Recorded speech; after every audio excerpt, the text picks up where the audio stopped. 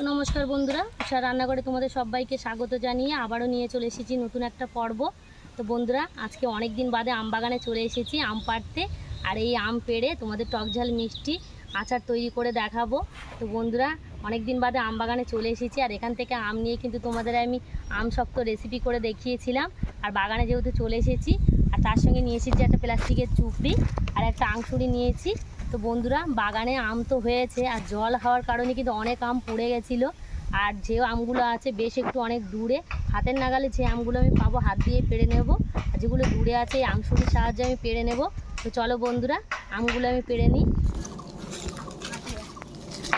বন্ধুরা দেখো, হাতের নাগালের মধ্যে একটা কিন্তু আম পেয়ে গেছি। তো আমার একটা আমে তো হবে না, আরও দু চারটে লাগবে। তো আমি এই আমটা পেড়ে নেব। তা আংশুড়িটা এখন আমার লাগছে না, তো আমি হাত দিয়ে আমটা পেড়ে নেব।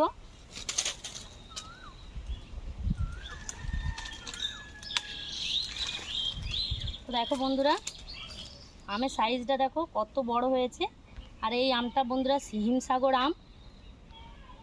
এই আমটা পাকলে খুবই মিষ্টি হয়, এমনি তো কাঁচাতেও মিষ্টি, বেশি টক নেই।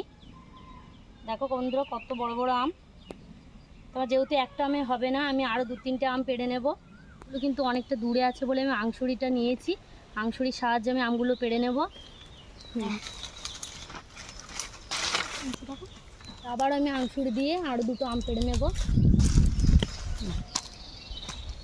বেশ বড় বড় সাইজের চারটে আম পেড়ে নিয়েছি, প্রায় 1 কেজির কাছাকাছি হবে। তো এই আমগুলো দিয়ে আমি তোমাদের টকঝাল মিষ্টি আচার বানিয়ে দেখাবো।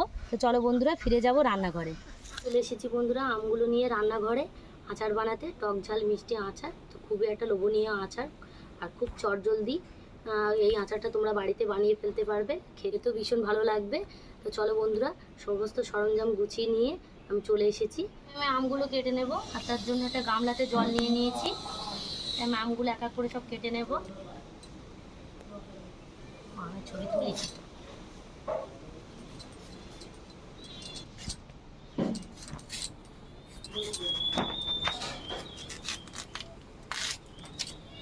তো দেখো বন্ধুরা, আমগুলো কিন্তু আচার বানানোর জন্য একদম পুরোপুরি তৈরি হয়ে গেছে। আর কত সুন্দর, আমের বীজগুলো কত শক্ত হয়েছে। আমি এই আমগুলো, এত বড় বড় আমগুলো যে হাতে ধরা যাচ্ছে না, তা আমগুলো আমি এরকম করে 3 টুকরো করে নেব। তো দেখো বন্ধুরা, জলে দিয়ে দেবো। যেহেতু একটু বড় বড় সাইজের আম, তাই আমি 3 টুকরো করে নিয়েছি।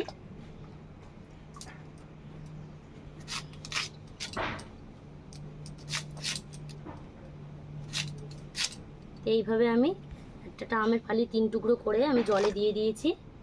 একটা আম নিয়েছি, একইভাবে খোসা ছাড়িয়ে নেব।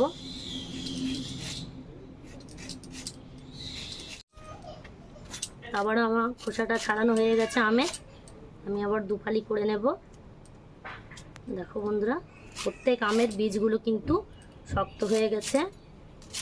এইভাবে আমি একটা আমের টুকরো 3 টুকরো করে জলে দিয়ে দেব।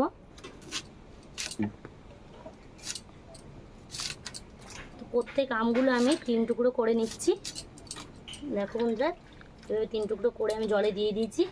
এইভাবে আমি সমস্ত আমগুলো কেটে নেব। তো আমগুলো আমার সব কাটা হয়ে গেছে। দেখো, এইভাবে আমি আমগুলো সব কেটে নিয়েছি। আর একটু পরিষ্কার জলে ধুয়ে নেব। এখানে আমি গামলাতে আর একটু পরিষ্কার জল নিয়ে নিয়েছি। এখান থেকে আমগুলো ধুয়ে এই পরিষ্কার জলে দিয়ে দেব।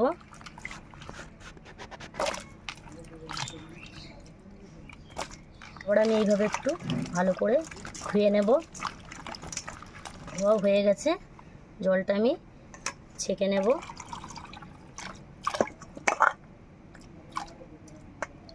উনুনে আমি একটা কড়া বসিয়ে দিয়েছি, আর এখানে আমি প্রথমে উনুনটা ধরিয়ে নেব।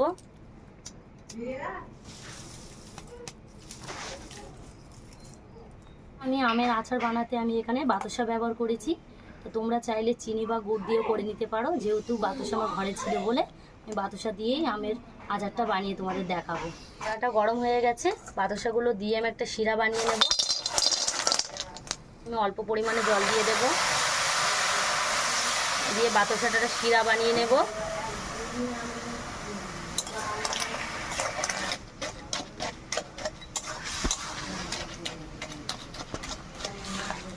দেখো বন্ধুরা, এখানে আমি বাতাসার শিরাটা তৈরি করা হয়ে গেছে। তাই আমি গামলাতে ঢেলে ফেলবো। তোমরা যারা বন্ধুরা গুড় বা চিনি দিয়ে করবে তারা এইভাবে একটু সামান্য জল দিয়ে গুলিয়ে নেবে। একেবারে এরকম বাতাসার শিরাটা তৈরি করে নিয়েছি। এবার আমি গামলাতে ঢেলে ফেলবো।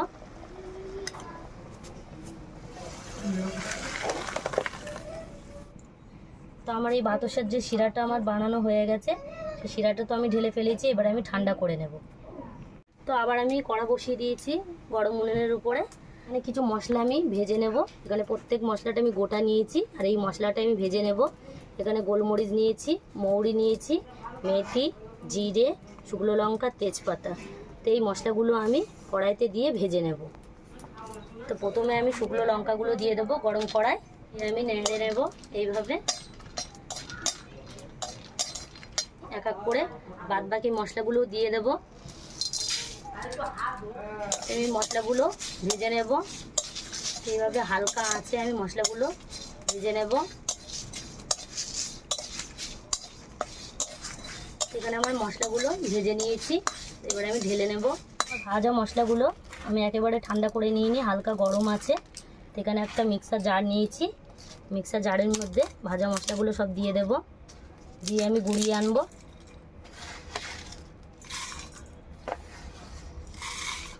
মশলাগুলো আমার মিক্সার জারের ভিতরে দেওয়া হয়ে গেছে। এবার আমি গুঁড়িয়ে আনবো। এদিকে আমার কড়াটা গরম হয়ে গেছে। আমি কড়ায় সর্ষের তেল দিয়ে দেবো পরিমাণ মতো। তো বন্ধুরা, এই আচারটা করতে গেলে একটু সর্ষের তেল দিয়ে করলে ভালো হবে। এখানে আমি তেলটা গরম করে নেব। বন্ধুরা, এখানে বেশ তেলটা আমি ভালো করে গরম করে নেব। তো কড়ার গায়ে এইভাবে লাগিয়ে দেব। যেহেতু এই তেলটা আমাদের বাড়ির চাষের তেল, সর্ষে আর তিল একসঙ্গে ভাঙিয়ে এনেছে এই তেলটা। তো এই দিয়ে একটু গরম করে নেব, না তো গ্যাজা হয়ে যাবে। 1 চামচ মতো পাঁচফোড়ন দিয়ে দেবো গরম তেলের ভিতরে। একটু খুন্তি দিয়ে নাড়িয়ে নেব। 1 চামচ লবণ দিয়ে দেবো এই তেলের মধ্যে। দিয়ে দেবো ভালো করে আমি নাড়িয়ে নেব। দারুণ একটা সেন্ট বার হয়েছে পাঁচফোড়ন দেওয়ার ফলে। রাখা আমগুলো আমি দিয়ে দেবো। হালকা করে নাড়তে থাকবো। এই আমের আচার বানাতে কোনো জল ব্যবহার করব না। 1 চামচ লঙ্কার গুঁড়ো দিয়ে দেবো। ভালো করে নাড়তে থাকবো। দেখো বন্ধুরা, কত সুন্দর আমের কালারটা এসেছে। আমি আর 1-2 মিনিট ধরে নাড়াচাড়া করে নেব। এখানে আমি আমটা এইভাবে সিদ্ধ করে নিয়েছি। বেশ একেবারে চেপে সিদ্ধ আমি করব না। আর এখানে যে আমি বাতাসার শিরাটা করে রেখেছিলাম, এই শিরাটা এবার দিয়ে দেব।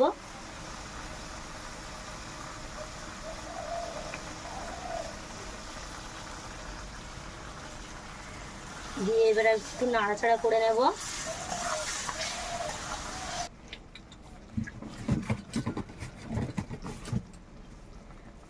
বন্ধুরা, এখানে আমি যে ভাজা মশলাটা করেছিলাম, দেখো মিক্সার জারে দিয়ে মিক্স করে এনেছি। তো এই ভাজা মশলাটা ওপর থেকে দিয়ে দেব। এভাবে ওপর থেকে আমি ছড়িয়ে দিয়ে দেবো। দিয়ে আমি আর একটু নাড়াচাড়া করে নেব। দেখো বন্ধুরা, কত সুন্দর কালার এসেছে আমটা। আমের আচারটা কত সুন্দর কালার এসেছে দেখো। তো দেখো বন্ধুরা, আমের আচারটা কত সুন্দর হয়েছে, কত সুন্দর কালার এসেছে।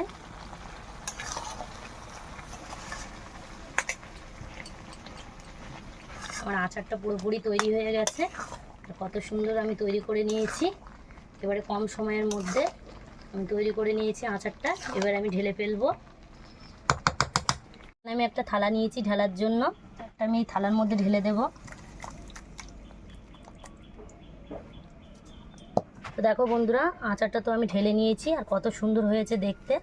তো আচারটা আমি ঠান্ডা করতে দেব। বন্ধুরা, আচারটা তো আমি ঠান্ডা করে নিয়ে চলে এসেছি। টক ঝাল মিষ্টি আচার নিয়ে চলে এসেছি, ঠান্ডা করেও নিয়ে এসেছি। আর আমার সঙ্গে আমার ছেলে বিশ্বজিৎকেও নিয়ে চলে এসেছি। তো বন্ধুরা, এখানে আমি যেহেতু আচারটা ঠান্ডা করে নিয়েছি, আর যে আমি তো ঘরেতে সংরক্ষণ করে রেখে দেবো, তাই এখানে আমি একটা কাচের বয়াম নিয়েছি। এই কাচের বয়ামে আমি তুলে নেব। কত সুন্দর হয়েছে ঠান্ডা হওয়ার পরে, তোমাদের দেখাচ্ছি। দেখো কত সুন্দর হয়েছে দেখো বন্ধুরা আচারটা। টক ঝাল মিষ্টি আচার, খেতে খুব ভালো লাগে, খুব একটা লোভনীয় আচার। তোমরা বাড়িতে চট জলদি আমার মতো করে এই আচারটা বানিয়ে নিতে পারবে। তা আমি এই কাঁচের বয়ামে তুলে নেব।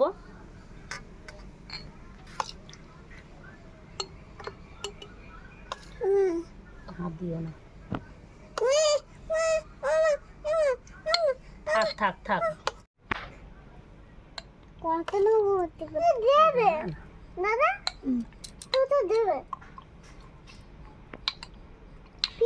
বন্ধুরা আমি কাঁচের বয়ামে তো তুলে নিয়েছি, ঢাকাটা চাপা দিয়ে রেখে দেবো। তো বন্ধুরা এই আচারটা আমি 6 মাস ধরে খেতে পারবো। দেখো তো এখানে বাদবাকি যে আচারগুলো আছে, তো আমার মেয়েটাও চলে এসেছে। তো বাবু এখান থেকে নে, খা। তো আচারটা তোমাদের একটু খেয়ে দেখাই, খাও।